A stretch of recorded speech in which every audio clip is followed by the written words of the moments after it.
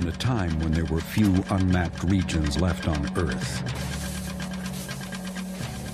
Some of the last places for humans to set foot were the tops of the tallest mountains.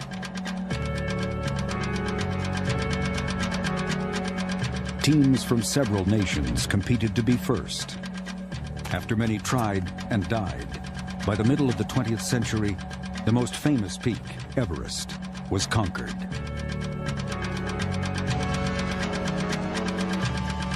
But on the other side of the world, in Alaska, close to the Arctic Circle, there is a mountain as challenging to climb as Everest. For on its slopes lurks an invisible killer. Roger, are you ready for us?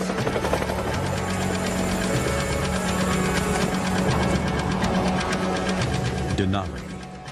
It's the highest mountain in North America, and with a wind chill temperature that can drop to minus 148 degrees, it is perhaps the coldest mountain in the world. The cold is extreme. Now, there is no colder mountain with these kind of numbers on it. Today, 1,000 climbers a year come to Denali, not for national honor, but for personal achievement and sport. But that sport can be deadly. I've been in an accident where, my best friend has died, and I'm tied to him. This season, the mountain will claim another climber as a victim. But a team of world-class athletes and scientists will try to solve the mystery of why extreme cold and high altitude kill, pitting themselves against the mountain and putting their own lives at risk as they attempt the rugged climb to the summit of Denali. Up next on Nova, Deadly Ascent.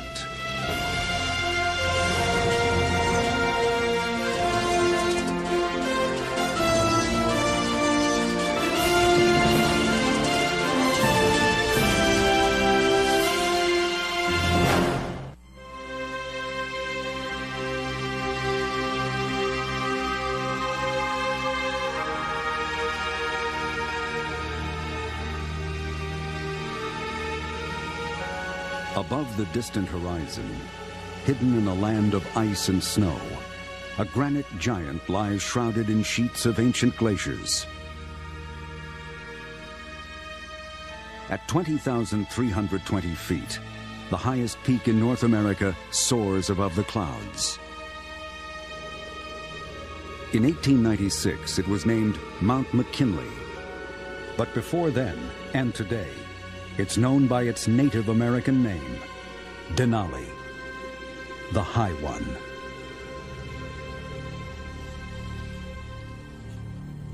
Every year, over 1,000 climbers come from all over the world to pit themselves against the mountain. Half succeed and reach the summit. But the other half fail. And on Denali, failure can mean death.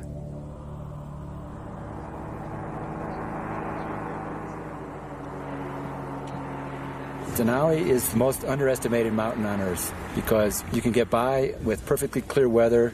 The climbing isn't difficult. You can go back home, tell your friends what an easy cakewalk it is up Denali. Your friends will come up hoping for the same cakewalk and get killed. For the next 3 months of the climbing season, Peter Hackett will serve as doctor at a medical rescue camp. Deep within the Alaska wilderness, this glacier, 7,000 feet above sea level, is where mountaineers are flown to begin their climb. Chances are, 3 will die. Give me an assessment. This person needs to be evacuated right away. Hackett's work begins immediately. He's not vomiting any blood, is that correct? A climber has collapsed high in the mountain. He's helicoptered down to medical camp for evaluation. The patient will be loaded in a sitting position. I came to Denali almost 20 years ago now. At that time, it wasn't that much known about high-altitude illness, and it was hard to study in human volunteers because you couldn't ethically take them to a mountain and allow them to get very ill. Denali is one of the few places that doctors can study humans in extreme environments. We'll get you inside, get you sitting down, get you on oxygen. This climber was attacked by a mysterious disease, making it hard for him to breathe. National Guardsmen arrive in a larger helicopter to evacuate him to a hospital in Anchorage. Denali was the perfect place to find climbers who were here of their own volition, who needed help when they got in trouble, and would also serve as research subjects. He got a bronchial obstruction up at 14,000, nearly killed him. Why are climbers on Denali becoming sick and dying? Hackett's mission is to find out.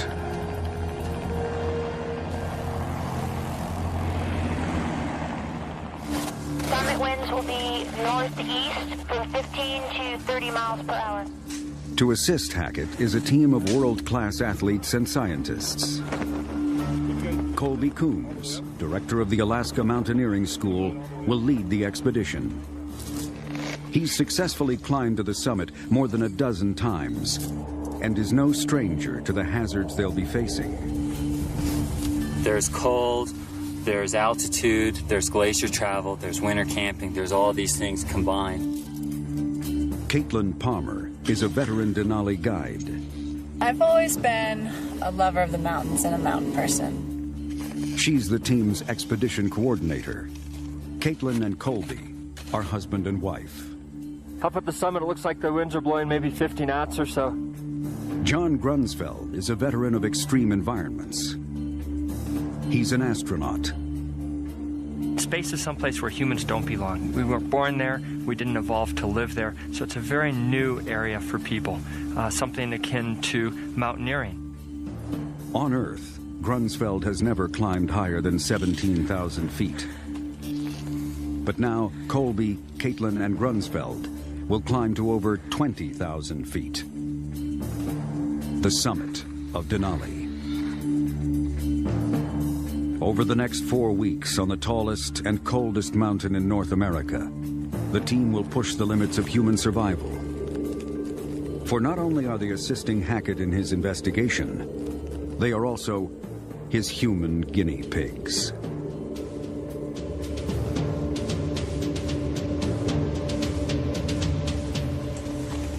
About the same size. That's how all conversations. Morning. Grunsfeld. Hey, John. How's it going? Dr. Howard Donner, a medical consultant for NASA and the U.S. military, is recruited to help monitor the team. Have you taken these at Johnson Space Center? I haven't. We've used them on a number of space shuttle missions, and I've had the pleasure of not taking one yet. Yeah. Donner provides some new technology that is crucial to the investigation. A thermometer pill. And after you swallow it, we should be able to receive your GI tract temperature, which essentially will be your core temperature. The thermopill, designed by NASA, contains a battery, heat-sensitive crystal, and transmitter that sends core body temperature readings to a handheld receiver. So I'm just pushing the receive button, trying to get a reading on that pill. And now it's coming up.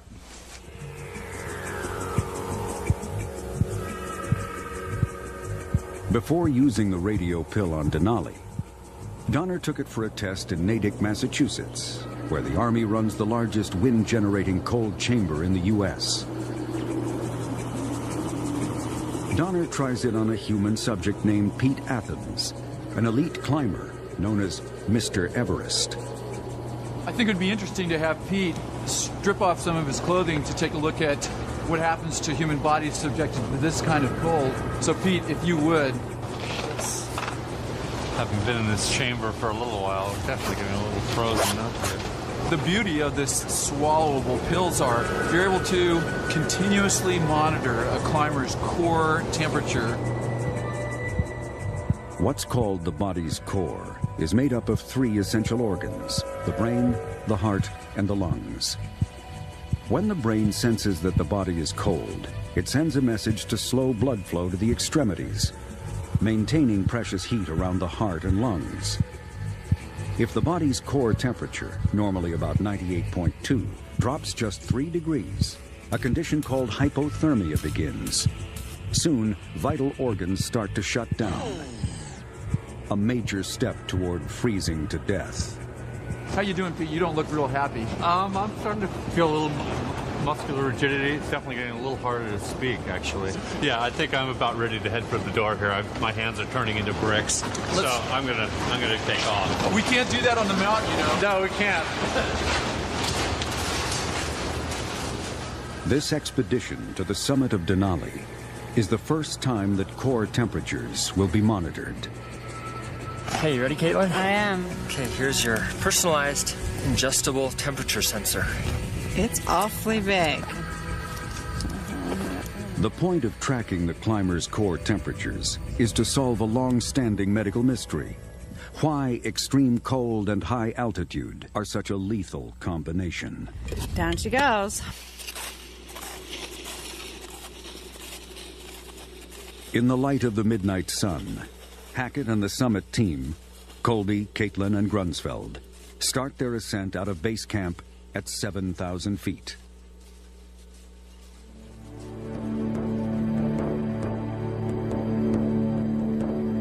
Their plan is to hike Denali's west buttress. They'll be stopping at camps at 11,000, 14,000, and 17,000 feet. From 17,000 high camp, they'll make their final assault on the summit. It's a total of 15.5 miles. The time it will take to reach each stage of their climb depends on their strength and speed, trail conditions, and weather. And on Denali, weather can change in an instant. Blinding snow reduces their visibility to just a few feet of icy trail. Winds can be like snowy hurricanes and within minutes bury climbers. Blizzards combined with temperatures of 70 below can actually flash freeze any exposed skin. Throughout the mountain are grim reminders of what can happen when things go wrong. More than 30 bodies of victims remain frozen on the slopes of Denali, where the climbers collapsed and died.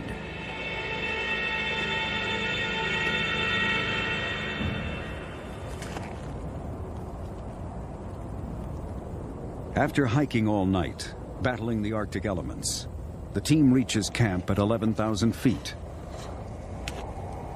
Though this is just the first stage of their climb, the expedition is facing a true survival situation. The team scrambles to escape the freezing storm. Caitlin fires up stoves to melt snow into drinking water.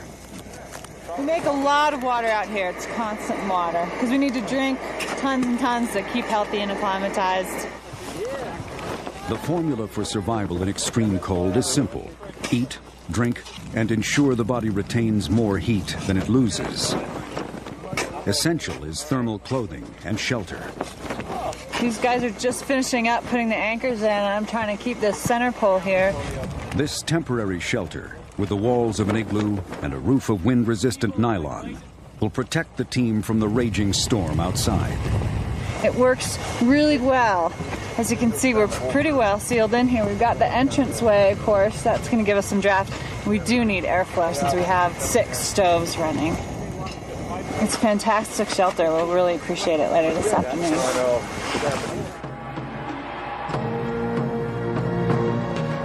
One of the first attempts to reach the summit of Denali was in 1912. 3 months of dog sledding over hundreds of miles led a group of pioneers to the mountain. Within 300 feet of the summit, a blizzard forced their retreat. A year later, Walter Harper, a native Alaskan Indian, became the first known person to set foot on the roof of North America. Since then, scores of men and women have blazed dozens of trails to the summit. The Ridge of No Return, Isis Face, and Catacomb Ridge. All these trails involve elements of danger, and every path to the summit can be deadly.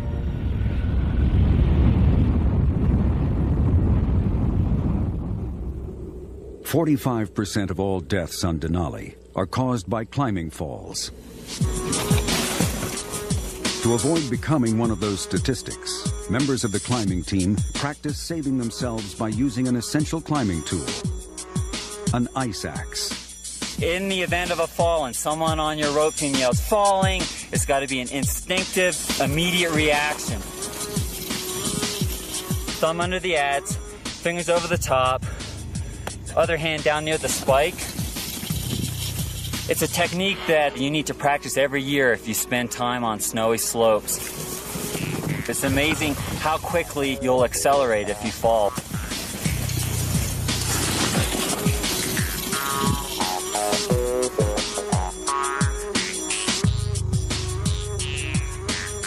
But sliding down slopes and falling off cliffs are not the only dangers.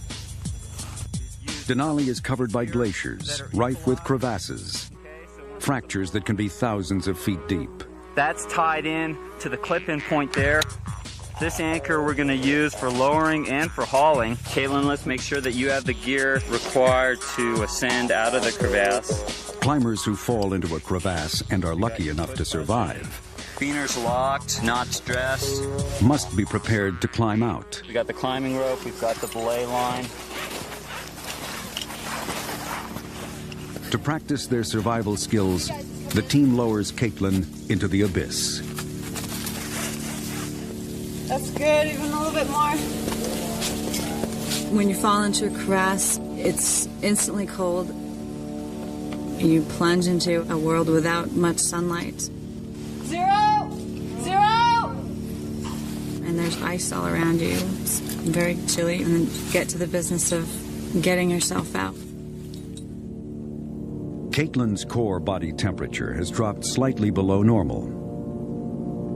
So to maintain precious heat around her core organs, the muscles surrounding the blood vessels in her arms and legs will soon begin to constrict, preventing warm blood from flowing away from the core. This involuntary response is called vasoconstriction. Although it saves vital organs, it would make it impossible for Caitlin to use the muscles in her hands and feet.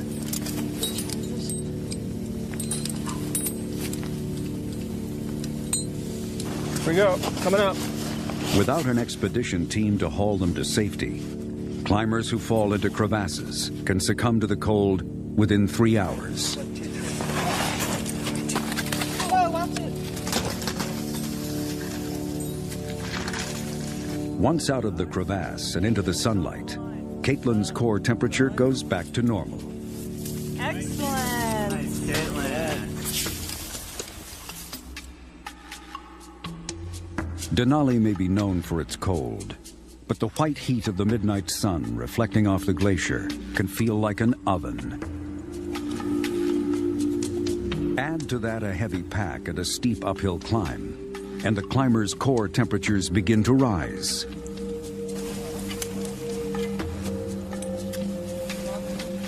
Humans are homeotherms, which means that they maintain a stable body temperature around a set point.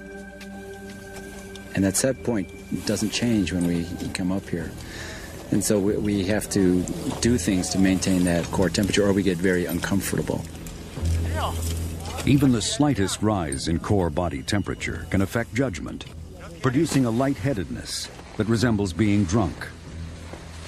When climbers' core temperature rises above 101 degrees, they enter the beginning stages of hyperthermia. We've been hiking for about 4 hours. I've still got one of the thermal pills inside, somewhere. It's reading about 100.5 degrees, so it's toasty warm inside. Here on the coldest mountain on Earth, the thermopill records that the team's core temperatures are rising. But while Caitlin's temperature rises only slightly, Grunsfeld's is heating up to what could be a dangerously high level. They can generate a lot of heat, as any athlete would, or any person who's exercising heavily, even in a cold environment. By tracking Caitlin and Grunsfeld's core body temperatures, Hackett hopes to prevent them from falling victim to Denali's lethal high-altitude cold. Slow and steady, coming around Windy Corner here. Keeping the ropes tight. because there's lots of little cracks around here. But we're doing very well. It's a beautiful afternoon. Quite warm, in fact. Starting to get into the thin air. Just a little bit. A lot of people here. Pushed before 14. The team is pushing hard to reach 14,000 feet. For Hackett, it is a return to the highest medical research lab in the United States, which he set up 18 years ago. How's it feel to be at 14 after all these years? You know, there's a familiarity, definitely, but I would never call this place home. Howard Donner arrived here 2 days ago. One thing I'm in touch with on arriving here at 14,000 feet is the tension. The mountain's spectacular, it's awesome. Right now the weather is good, but there's this underlying tension that nobody knows exactly what's going to happen.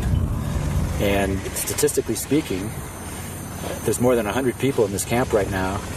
Odds are 1 or 2 are going to die, and a few are going to need to be rescued. Going from 11 to 14,000 feet, the climbers are now halfway to the summit. But the higher they climb, the less oxygen there is to breathe. This lack of oxygen, called hypoxia, can produce headaches, breathlessness, and nausea, a condition known to climbers as acute mountain sickness, or AMS.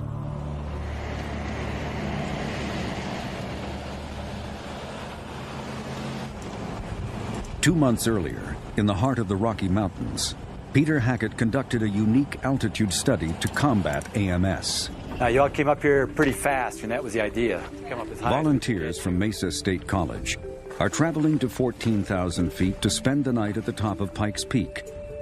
Without a chance to acclimate, they're likely to feel sick. A headache usually comes first, and then a couple of you might throw up. How have you felt since you arrived? Hackett gives half the group an ancient herbal remedy called ginkgo. The other half gets a placebo.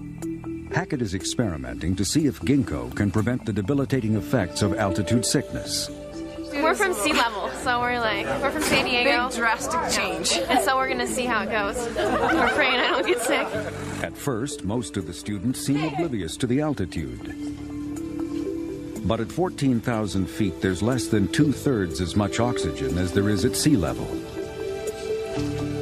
As the night goes on, several of Hackett's experimental subjects begin to feel the effects of AMS. Well, Janelle just spent a pretty uncomfortable night up here at Pikes Peak.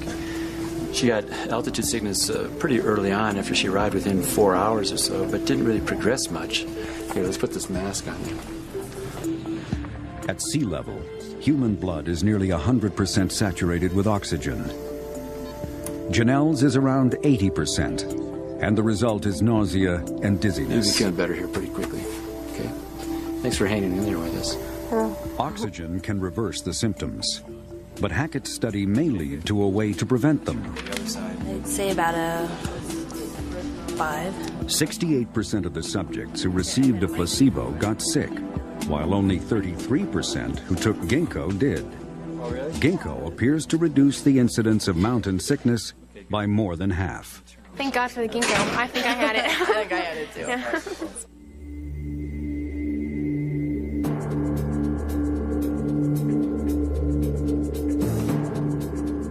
Back at 14,000 feet on Denali, after acclimating to the altitude with a good night's rest, the expedition team begins the next stage of the climb. Hackett and Donner will stay at medical camp and continue to monitor Colby, Caitlin, and Grunsfeld on their long trek up to high camp.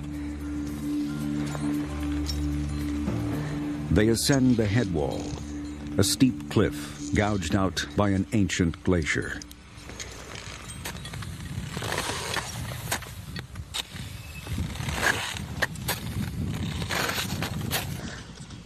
A 55-degree slope of snow and ice.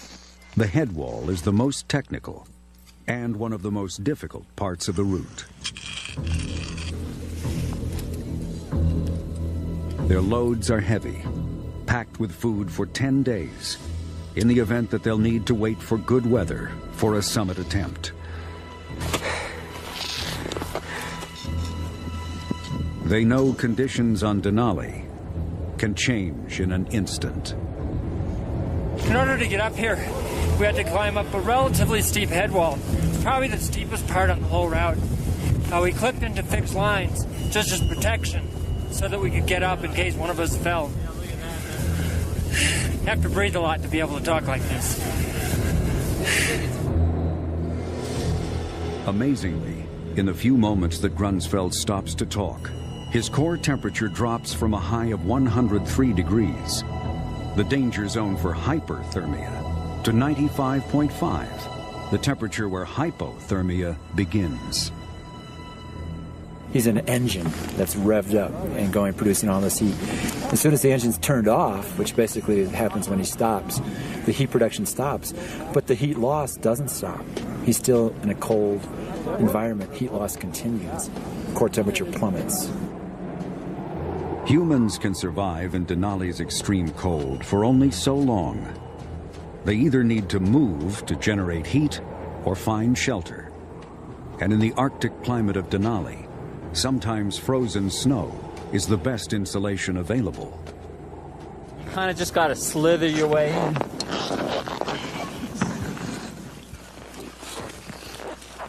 A cave is an emergency shelter.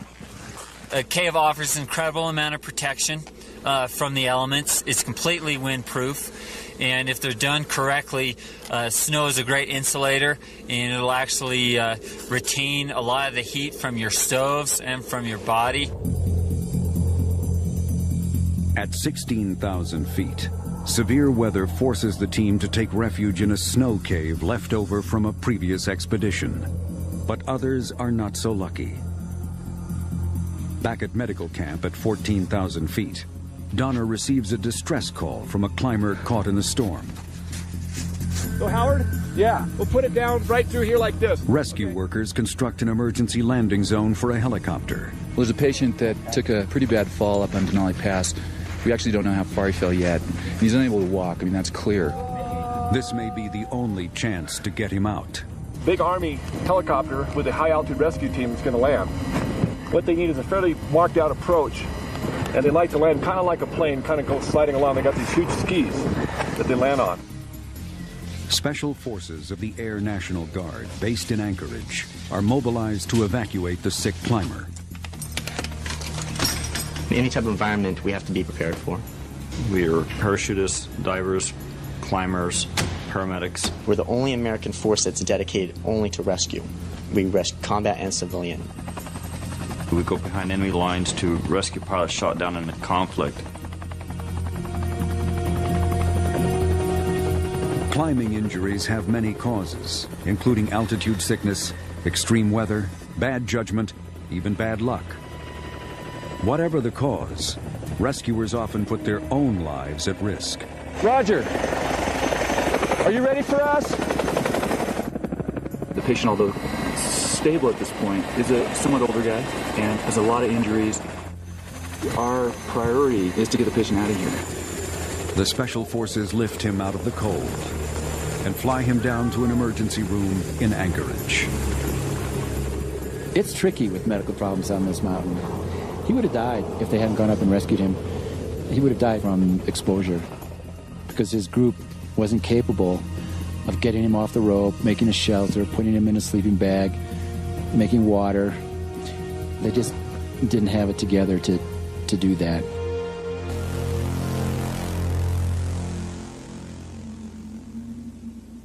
Secure in their snow cave at 16,000 feet, Caitlin and Grunsfeld are maintaining normal core temperatures as measured by the thermopill. But other climbers in the grips of summit fever foolishly push on through the storm. There are days when people shouldn't move. A lot of the frostbite is because people move on days when they really ought to be staying in their tents. All 10 fingers feel like there's a million needles going through them. Yeah, and just don't use your hands. The risk of frostbite is extremely high, and some people seem willing to accept it in order to get to the summit. Okay, can you straighten your fingers out a little bit? Every season, about 30 people will get frostbite. They pay a high price for the climb, losing fingers, toes, ears, and noses. I'm not causing any pain here, am I? This climber was lucky, but others are not. I took my gloves off, and I noticed this finger was black from about halfway down the fingertip, and this one was black a quarter of the way down the fingertip. What we're looking at here are some big blends. The first thing the body does in response to the sensation of cold is limit blood flow into the fingers and toes and funnel it into the core organs, the heart, lungs, and brain. The cruel irony is that in order to keep the core warm and alive, the body sacrifices its frozen extremities. May have been frozen rather deeply. When the human body is exposed to a cold environment, it's wise enough to know it needs to protect its core organs. And the body knows that it can survive without fingers and toes, but it can't survive without a brain and without a heart, a warm heart.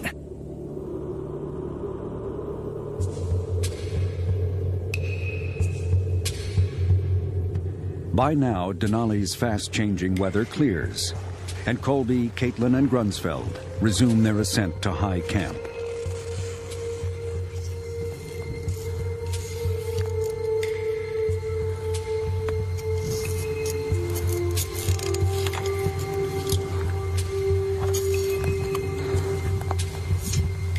The ridge from 16.2 to 17.2 is probably the most scenic part of the West Buttress route.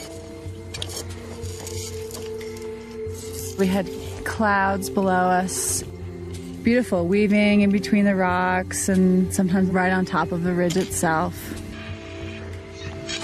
Despite the beauty, with each foot of ascent, the extreme cold and high altitude strain the climbers' bodies and minds. The objective dangers are falling to one side or the other, falling quite a distance, so that can be scary, the exposure. However, the view is breathless, and so am I. It took us 8 hours, and we stopped for some nice long breaks. The higher the team climbs, and the colder it gets, the more crucial it is to be on guard. For anything that incapacitates them physically or causes a lapse in judgment could result in an accident or death. I'm just amazed to be up here at 17,200 camp. The air is very thin up here. We're at about half of what we have at sea level right now. A little bit of a cough, nothing too serious, I don't think. Kind of very, very mild headache when I stop. When I'm hiking and breathing real fast, it seems to go away. So I'd say it's pretty much the telltale symptoms of acute mountain sickness. Welcome to high camp. This is the highest that astronaut John Grunsfeld has ever climbed. Even experienced climbers like Colby and Caitlin are feeling the effects of the high altitude and extreme cold. I could feel my brain in my skull on the way up here, just at the very end. I'm actually doing well. Yeah, I rolled into camp pretty well. After an hour here, I started getting a mild headache.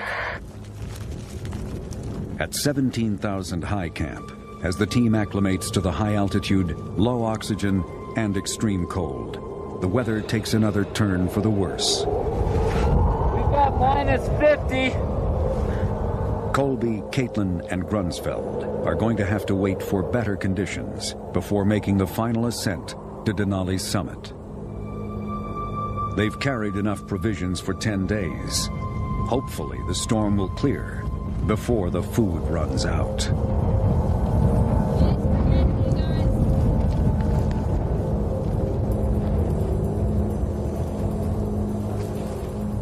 The next morning, a climber who's collapsed high on the mountain is brought down to 14,000 medical camp. Okay. Let's go. Feet first. You know, it's almost a nightmarish state. It's kind of scary. And you had no energy? No energy. This is an oximeter. The fallen climber, Noel, has a blood oxygen level alarmingly low, only 60%. At 50%, people can lose consciousness. That tank just died. Where's that tank? It's outside. Without the help of bottled oxygen, Noel's blood oxygen saturation plummets further. Donner hurries to hook up a new tank. Why don't you take a few deep breaths through your nose? The oxygen revives Noel, but Donner suspects his collapse may be a result of something more than hypoxia or AMS. Noel, do you feel comfortable sitting up so I can listen to your lungs again, see if you're starting to clear it all? Deep breath, mouth open. Again. At high altitude, in order to increase the level of oxygen in the blood, the heart pumps more blood through the lungs. The blood vessels in the lungs under increased pressure swell. Eventually, the air sacs, or alveoli, that transfer oxygen from the lungs burst, and the lungs fill with fluid. It's a condition called HAPE, high altitude pulmonary edema. And that's what I'm hearing. I'm hearing the little crackly sounds that would probably do the little snapping sounds that the alveoli and the small air sacs make as they open with a little bit of fluid in there. HAPE caused this climber to collapse. If left unchecked, his lungs will fill with fluid and he will literally drown. The only cure is to get him to a lower altitude. With less pressure on the blood vessels in his lungs, his air sacs will begin to repair themselves. HAPE is a condition Donner and Hackett will watch for as the climbers make their bid for the summit.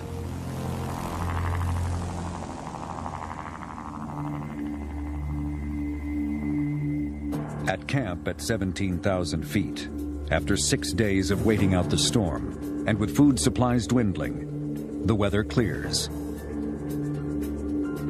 If Colby, Caitlin, and Grunsfeld are going to make the last 3,000-foot ascent to the summit, it has to be now. Sun's gone down, so temperature's dropped. Wind's not too bad. We'll give it a shot. It's basically a question of whether we can move fast enough in order to stay warm. Colby leads out of high camp. It will be their most difficult night. The physical and mental condition of each climber is crucial to the survival of the team. Every step they take involves a decision. And every decision is a matter of life or death. But despite their excellent condition, experience, and planning, once again, a strange phenomenon Grunsfeld first experienced at 12,000 feet is striking again.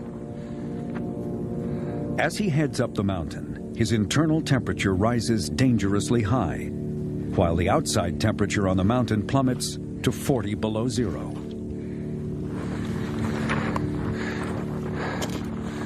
The thin air, barely half the oxygen at sea level, is making it extremely difficult for Grunsfeld to breathe. Nova 14, this is Nova 17, do you copy? Colby radios down to medical camp, looking for advice. Nova 17, do you copy? But Hackett and Donner are out of range. Colby decides it's too cold and dangerous to stop here. They must push on to the summit.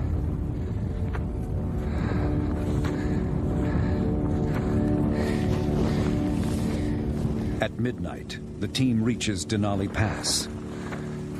They've climbed 1,000 feet in 3 hours, with 2,000 feet still to go. Astronaut Grunsfeld is higher and colder than he has ever been on Earth. As he rests, his core temperature plummets. With the summit in reach, should he generate the life-saving warmth by climbing to the top? Or will he need to save his last reserves of warmth to descend?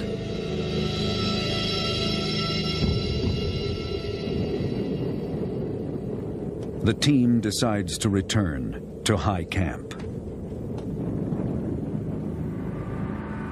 We're back. It's 3 in the morning. Left at 9:30. Made the top of the pass. Turned around and scrambled home. Just taking off my bigger gloves to put on my warmer clothes. Got my hands so cold. It was incredible. And then my core started getting cold and I was shivering too. It was pretty windy, pretty cold, and pretty snowy on the way down. Grunsfeld's condition seems to be worsening. Can he recuperate at 17,000 feet high camp? Will the team be able to make a second attempt on the summit? Or has Grunsfeld reached the limits of his ability to survive the extreme cold and altitude?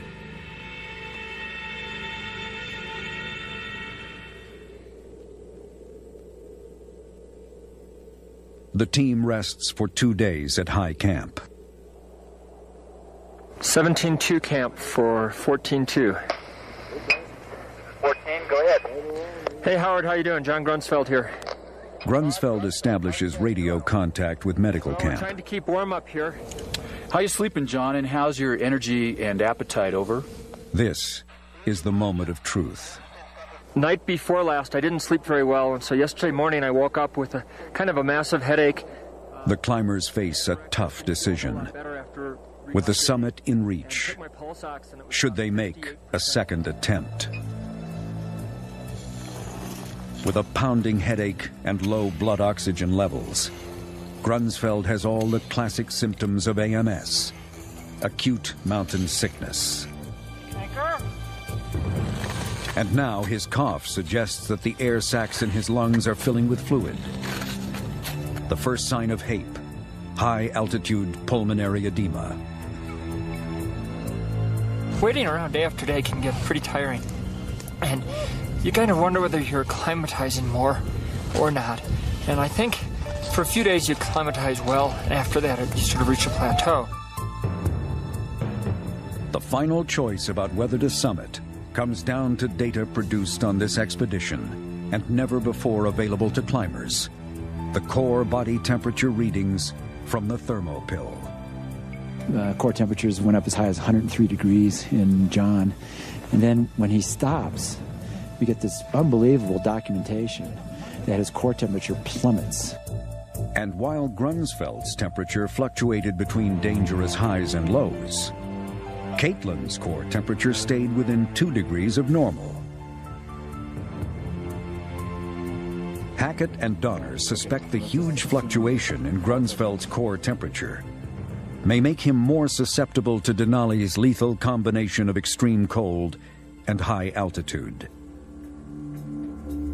As far as I know, it's the first data like this with careful measurements, reliable measurements in active climbers.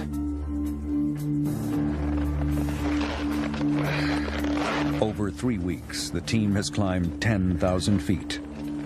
They are now just 3,000 feet from standing atop the highest mountain in North America. Ready? All set.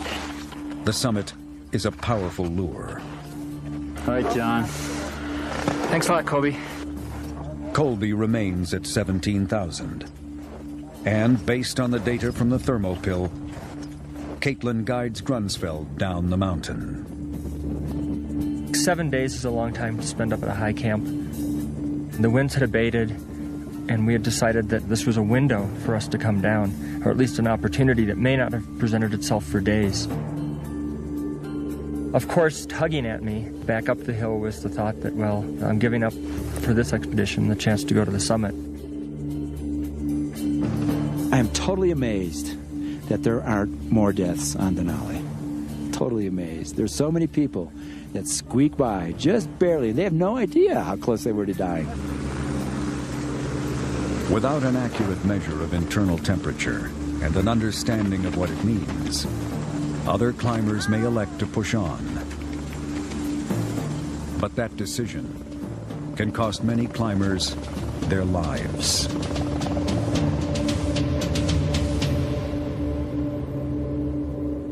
With Caitlin and Grunsfeld descending, now Colby must decide if he is strong enough to reach the summit. Nova 14, this is Nova 17. Do you copy? Howard Donner at 14, go ahead. Hey, it's Colby at the 17. How's it hanging down there? Colby, we've got some problems. There's a plane with the new patrol coming into 7,000, a ranger and 2 volunteers, and of course the pilot that are missing from last night. And there was some squirrely weather, and we're not very optimistic. Can you tell me the ranger, please? Colby, it was Cale. Copy that.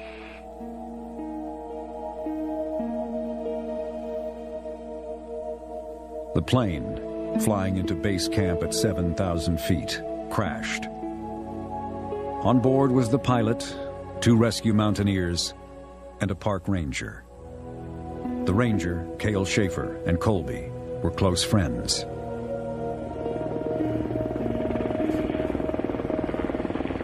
Often it is the people who volunteer to help save lives on Denali who are most at risk.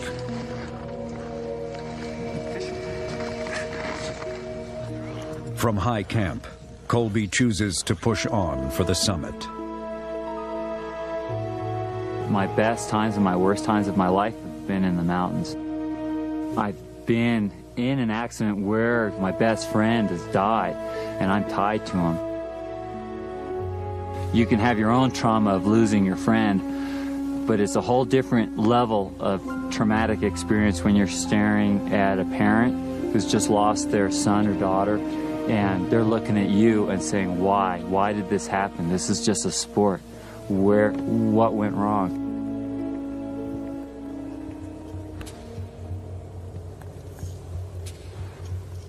Those who seek the summit and reach the top are few. Their motivations vary. National honor, personal achievement, or just to see the view from the top of the world.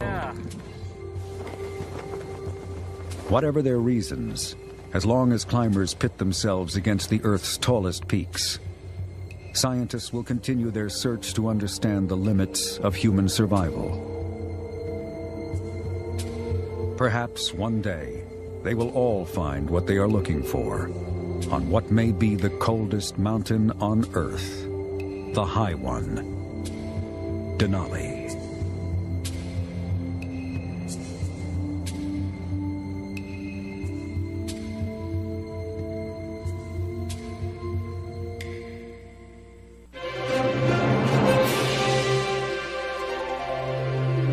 On Nova's Deadly Ascent website, make a virtual climb of the demanding route from base camp to the summit of Denali. Find it on pbs.org.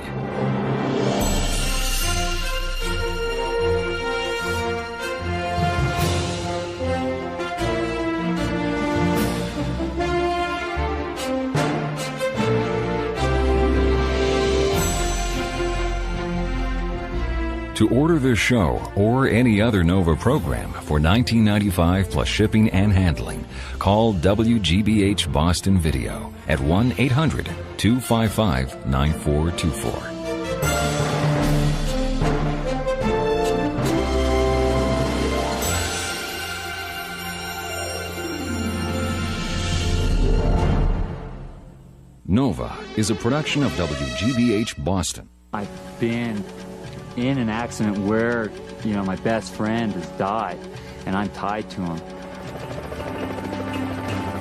This season, the mountain will claim another climber as a victim. But a team of world-class athletes and scientists will try to solve the mystery of why extreme cold and high altitude kill, pitting themselves against the mountain and putting their own lives at risk as they attempt the rugged climb to the summit of Denali. Up next on Nova, Deadly Ascent.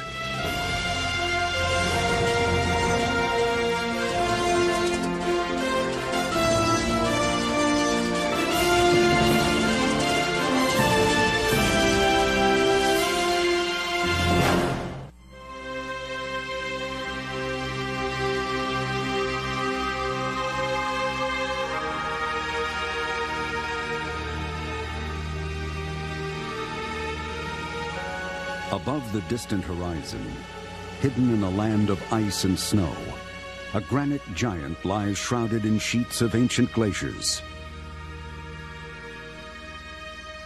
At 20,320 feet, the highest peak in North America soars above the clouds. In 1896, it was named Mount McKinley.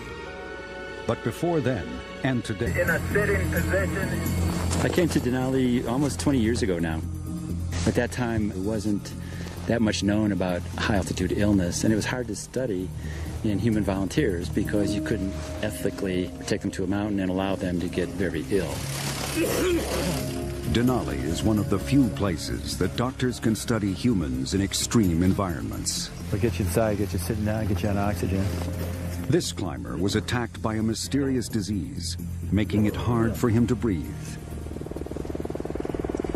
National Guardsmen arrive in a larger helicopter to evacuate him to a hospital in Anchorage. Denali was a perfect place to find climbers who were here of their own volition, who needed help when they got in trouble, and would also serve as research subjects. He got a bronchial obstruction up at 14,000, nearly killed him. Why are climbers on Denali becoming sick and dying? Hackett's mission is to find out.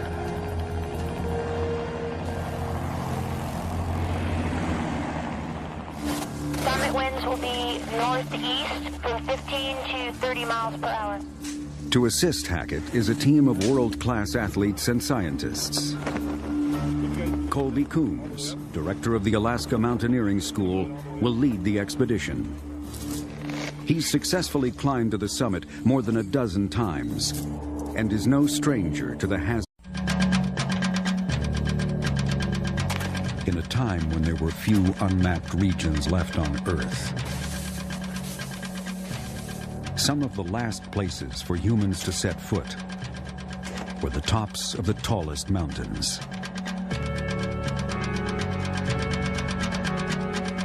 Teams from several nations competed to be first. After many tried and died, by the middle of the 20th century, the most famous peak, Everest, was conquered.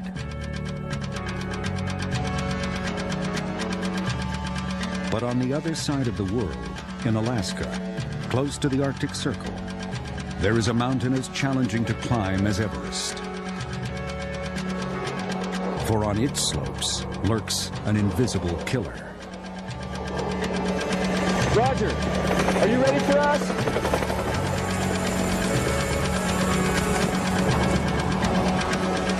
Denali. It's the highest mountain in North America, and with a wind chill temperature that can drop to minus 148 degrees, it is perhaps the coldest mountain in the world. The cold is extreme. Now, there is no colder mountain with these kind of numbers on it. Today, 1,000 climbers a year come to Denali, not for national honor, but for personal achievement and sport. But that sport can be deadly. Hazards they'll be facing. There's cold, there's altitude, there's glacier travel, there's winter camping, there's all these things combined. Caitlin Palmer is a veteran Denali guide. I've always been a lover of the mountains and a mountain person. She's the team's expedition coordinator. Caitlin and Colby are husband and wife. Up at the summit, it looks like the winds are blowing maybe 50 knots or so. John Grunsfeld is a veteran of extreme environments. He's an astronaut.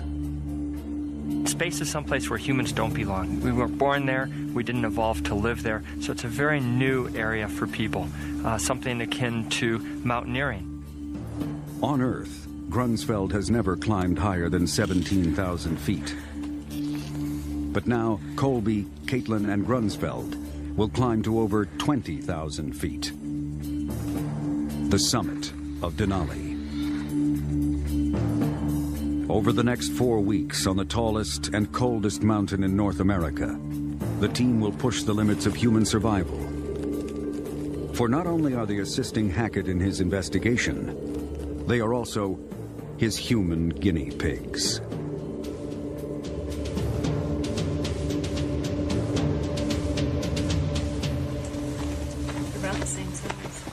normal conversation. Morning. Rumsfeld. Hey, John. How's it going? It's known by its Native American name, Denali, the High One.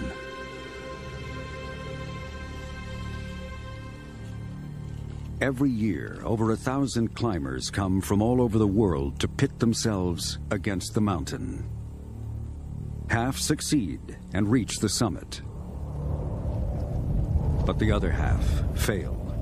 And on Denali, failure can mean death.